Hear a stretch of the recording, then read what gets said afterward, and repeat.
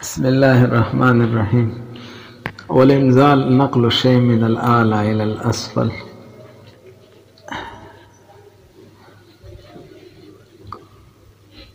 انزل لفظ راغله او هغه ماخوذ انزالنا د انزال وضاحت ترتکی. انزال ویل کیږي افیس یو شی د بری نه کتره کوزول پښتو کې پوهیږي.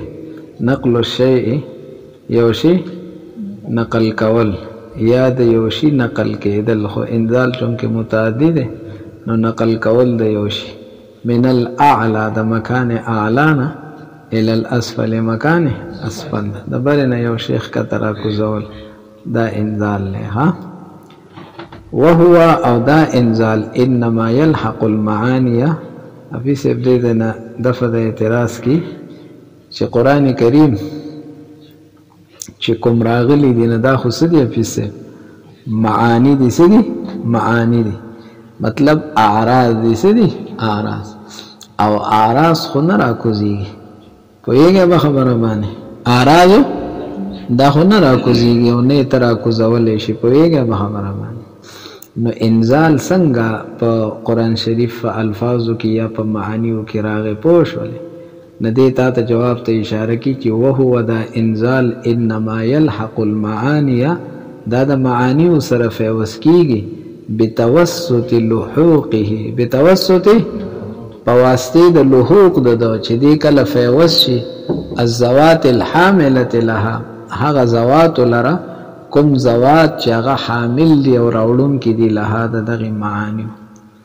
افي سیبو د قران کریم الفاظ یوازې نه راکوزيږي پوهیږي د قران کریم معانی یوازې نه راکوزيږي که قران عبارت ته لفظ نشي او کله معنا نشي پوهیږي به خبره باندې. بعض آیاتونو نه معلومیږي چې معنا راغلی دا قل نزله على قلبك په ځل باندې خو افي سیب لفظ نه دی معنا دی کنه پوهیږي به خبره باندې. او سو آیاتونو کې فاستمع لما يوحى لفظ راغلی نه استماع تعلق د څه سره دی د وقت سره دی کنه نو وقت ته خو الفاظ معنا په نشولې به خبره باندې. بهرحال ک لفظ او ک معنا د خودواړه قائم بالغیر دی قائم بذاته نه دی معنا جواهر او نه دی بلکې سدي اعراض او اعراضو کې نقل بغیر د جوهر د نقل نه دا ناممکن دی پوهیږي. نو دې جواب ته اشاره کی چې په سب انزال معانی او ته چې پیوس شوی دی نه دا په واسطه سره ها څنګه واسطه سره کوم زوات چې هغه حامل دی راوړون کې دی لحادثه د معانیو نو هغه زوات را کوز شوی دی حضرت جبرئیل علیه السلام برا کوزیدو کنه نو چې هغه را کوز شو نو دا هغه را کوزیدو سره هغه معنا هم را کوز شو هغه الفاظ هم شولو را کوز شو. نو یوازې په لفظ د قران کې یا یوازې په معنا د قران کې انزال نشی راتللی نقل نشی راتللی خدا نقل واسطه سره راتللی شي. تاسو پوه شئ به خبره باندې. مثلا دغه کپڑے دا رنگ دے سرواله نو کپڑا جوهر دے او دا رنگ عارض دے نو دا رنگ یوازې کته نه راکوزي خو چې کپڑا راکوزي کې دا رنگ ور سره بخ کته راځي اوس په پوه شولې. نو هو انما يلحق المعاني دا نقل فوسکیږي معانی پوری بتوسط لحوقه پواسطه د لحوق دا نقل چې دا نقل فوس شي الزوات الحامله د هغه زوات سره کم زوات الحاملت لها چاغي معانی سکړي دي راغستي. تاسو پوه شئ به خبره باندې ها. ولعل نزول الكتب الالهيه على الرسل اوس دا خبره کی چې آسمانی کتابونه الهی کتابونه په پیغمبرانو نازلېدل نو دا غي طریقه څنګه نازل شوی دی پوهیږئ به خبره باندې. نو داغی افی سب دی کی تاسو ته یو دوه طریقې بیانې ها پوښلا به خبره باندې. تاسو حاشیه لاندې د لعل په حاشیه باندې یو ټک لیکلی هذا الطريق هو الغالب دا غالبه طریقه بیانې ها غالبه کنه حضرت موسی علیه السلام باندې چې تورات راغله نه خو تختو کې راغله څه کې راغله نو غالبه طریقه دا ده ولعل نزول الكتب الالهیه شاید چې د الهی کتابونو را کوزیدل علی الرسل فپیغمبرانو وخت راتلل نو داغي چې کم دی یو صورت دا دی بی ای تلقفه الملک دا با سوریه ده او د دکی نزول غ تصویر او شکل بیانی بی ای تلقفه الملک افیس پرشتہ راولگی او اغه سرعت او تادی سر زر واخلی من الله تعالی دا الله تعالی نو څنګه واخلی دا اغسل څنګه نوی تلقفا روحانیا تلقفه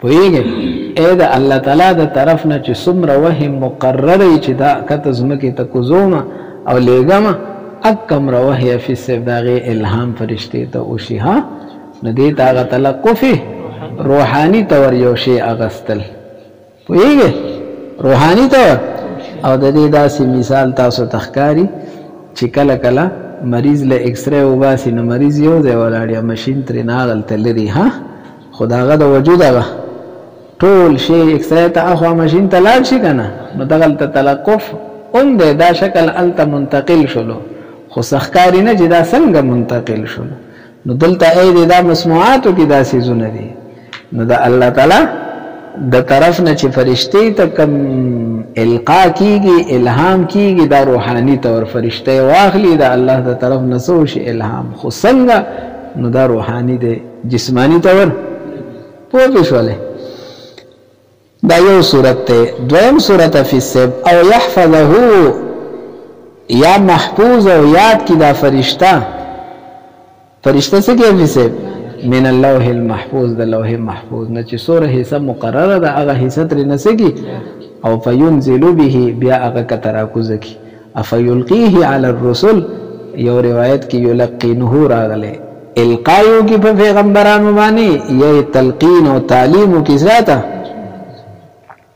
او د دې القا بیا چې کوم ده نه دوه طریقې دي تاسو محشلی کې یو طریقه دا ده چې نبی کریم صلی الله علیه وسلم د صورت بشریه نلاش صورت ملکی صورت جوړ شي په یوه خبره باندې اصل کې تعلیم او د تعلم د لپاره هم جنسي ضروری ده پوهیږئ نه یا خو نبی کریم صلی الله علیه وسلم انسانی او بشری صورت نه دا چرته لاړ شي ملکی صورت پوهیږئ او بیا د حضرت جبرئیل علیه السلام نه اخذ کینو جنسیت راغی یا داسې اوشي چې فرشته د ملکیت نه راوځي په بشریت تراشي ها لکه حضرت جبرئیل علیه السلام په مختلفو شکلونو راتلو کنه فتمثل لها بشرا سویا چې راځي خخ کله برابر انسان بتر نه شنو جوړ شو یا حدیث جبرئیل کې چې اسند رکبته هیلا نو رکبته دا ټول خو ټول دغه صورتونه نه کنه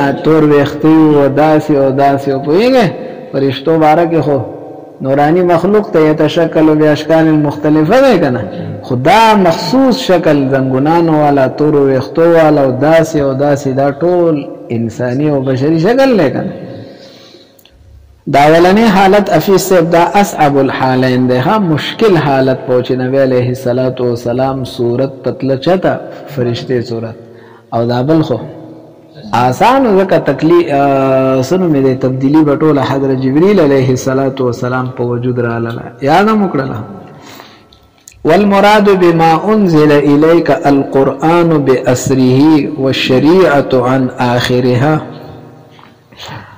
افیس والذین یؤمنون بما انزل الیک نو انزل ما انزل نصمر قرآن مراد ده دا خو سوره بقره ده کنه نو د دین رستو خو افیس ډیر شي سورتونه رستو نازل شوی دي ټول قرآن هدا وخت کله نه دی وایي چې مراد د ما انزل الیک نه القرآن بأسره ټول قرآن مراد ده ټول او یواز قرآن نا والشریعت عن آخرها والشریعت او طول شریعت دا عن آخرها سنچ بی اصلیه دا القرآن لپارا تاکید ده طول قرآن طول نو دکرنگی دا عن آخرها دا شریعت لپارا تاکید شلو یعنی شریعت طول شریعت تر آخر پوری پوئیگے او ځکه چې انزال وحی ظاهر او وحی خفی دواړو تافی سب شاملېږي ها نو انزل چې نازل شوی دی خو کاغه قرآن شریف ته او کس دی احادیث مبارک تی. تاسو پوه شولې په خبره باندې.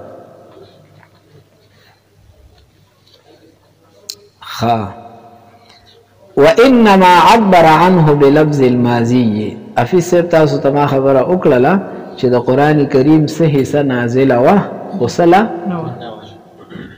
ویږي نه. افیس صاحب کومه حصہ چې نازله و د هغې نه تعبیر په انزله سره دا حقیقت خو چې کومه نو د هغې نه تعبیر په انزله سره مجاز دی او استعارتن دی. ها پوهېږئ په خبره باندې ولې د هغې دپاره خو سینزلو راځي انزله نه راځي. تاسو پوه شولی په خبره باندې د قرآن کریم څه حصه حافظ موجوده وه او څه منتظره وه.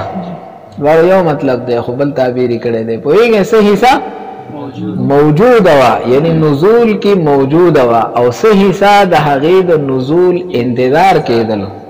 پوهېږئ حافظ صاحب نو څه چلې کړی دی غلبه ورکړې ده حافظ صاحب د موجودې حصې ته چې کومه په نزول کې وه چا ته هغه چې کومه موجوده نه وه کومه یا حافظ صاحب چې کومه منتظره وه کومه څه وه هغه یې نازله کړې ده په منزله د واقع باندې چې کومه واقع شوې وه او بیا یې ترېنه تعبیر په څه سره کړی په ماضي سره کړی دی. حافظ صاحب پوهېږئ په خبره نو کومې حصې نه چې تعبیر ماضي سره نو پکار مستقبل سره پکار و هغه یې مغلوبه ګرځولې ده او د کومې حصې نه چې تعبیر ماضي سره پکار دی هغې له یې څه ورکړې ده غلبه نو تعبیر یې ولې هغه لفظ والا وکړو په هغه لفظ سره. حافظ صاحب پوه شولې وانما عبر عنه تعبیر یې ترېنه وکړو بلفظ وان کان بعضه اگر چې بعض قرآن مترقبا حافظ صاحب نازل نو هغه مترقب و د هغې انتظار کولی کېدو. دا ولې تعبیر یې وکړو تغلیبا للموجود چې کومه حصه موجوده وه هغې له یې غلبه ورکړله علامه په هغه حصه باندې لم یوجد. پوهېږئ حافظ صاحب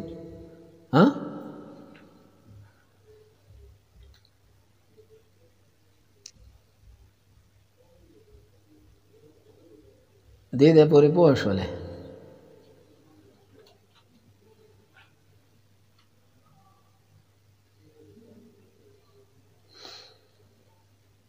نو ستاسو حاشیې لیکلې حافظ صاحب د ټول قرآن کریم انزال دا یو شی دی. ها ټول قرآن شریف انزال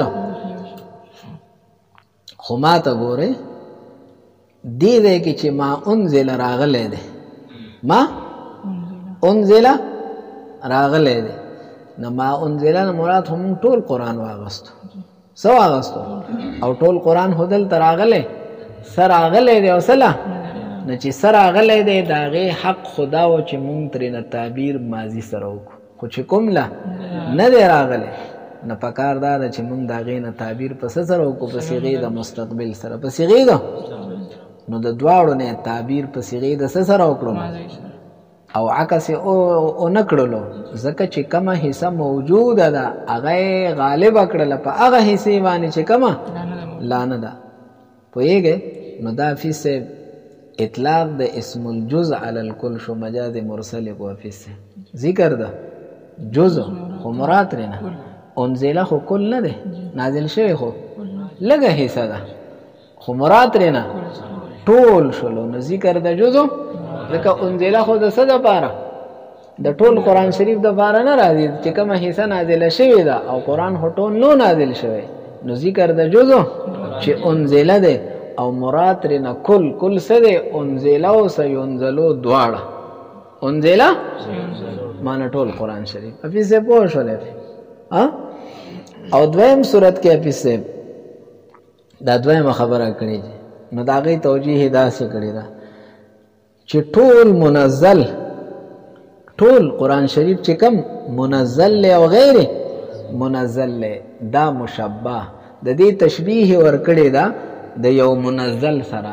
هغه منزل چې هغه ټول منزلي ټول سی. حافظ صاحب تاسو پوه شولی په خبره باندې د قرآن کریم څه حصه منزله ده او څه نو د دې ټول که منزله ده او که غیر نو دا مشبع شلو. او هغه سیس چې هغه ټول منزل وي، ټول پوهېږه په خبره باندې تشبیه کې به تاسو ترستو راشي. ضروري نه ده چې مشبع به د حقیقتا موجود وي، کله کله دی فرضي هم مشبع به جوړي، پوهېږه په خبره باندې. نو قرآن کریم حفیظ صاحب نازل چې کم منزل لی هغه او چې کم منزل نه دی هغه د دې ټولو تشبیه ورکړې دا مشبع شوله. دا هغه څیز سره چې هغه غونډ منزل وي. غونډ څه نه د غونډ منزل لپاره څه لفظ راځي؟ انزله.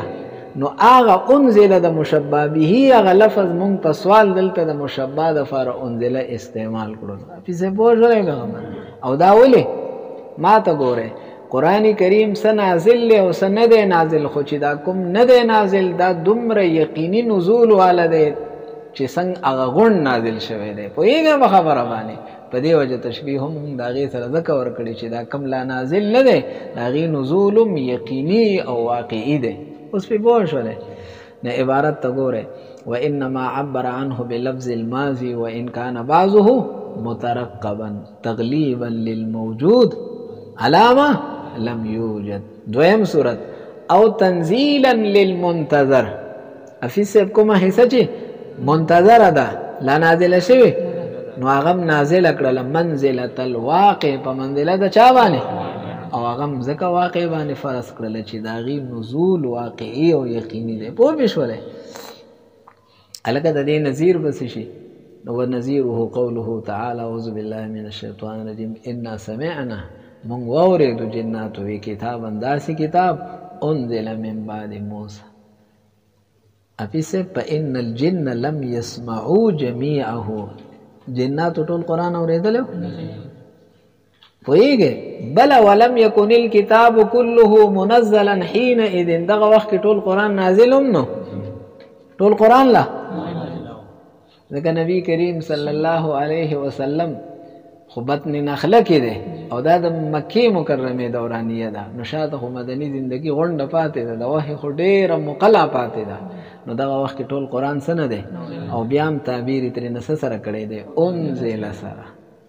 مونږ واورېدو داسې کتاب انزله چې هغه نازل شوی دی، معنه څه حصه یې نازله ده او څه لا نازله نه ده، خو د هغې نازلېدل یقیني دي. نه تعبیر انزله شو. پسې پوه شولی.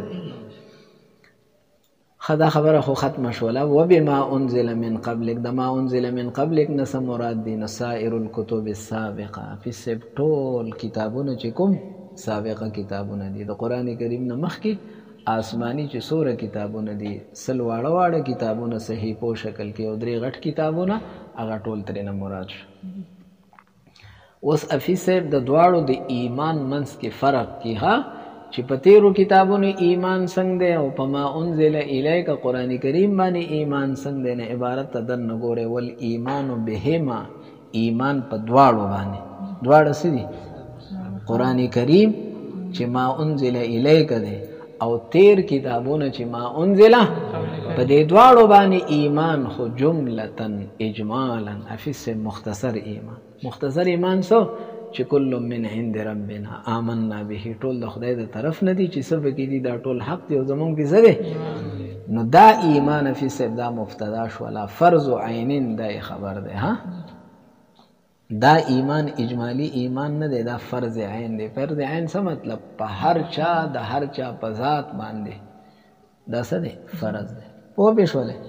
وبالاول یعنی والایمان بالاول عبارت ته ګورئ. ایمان په اول سره. اول څه دی؟ ما انزل الیک قرآن شریف. دونس په دې نورو باندې نه، خو څنګه جملتن نه تفصیلا. څه ایمان؟ تفصیلی ایمان. هلکه تفصیلی څه مطلب؟ من حیث انا متعبدون بتفاصیله چې مونږه بندگی کو د هغې په څه باندې؟ په تفاصیلو باندې. قرآن کریم کې چې دننه څه تفاصیل دي که د بدني عباداتو په حواله د مالی هر څه اعتقادیات دي هغه ټول مونږه د هغې څه کو؟ تعبد او بندگی کو. نو دا فرض. حفیظ صاحب دا ایمان څه دی؟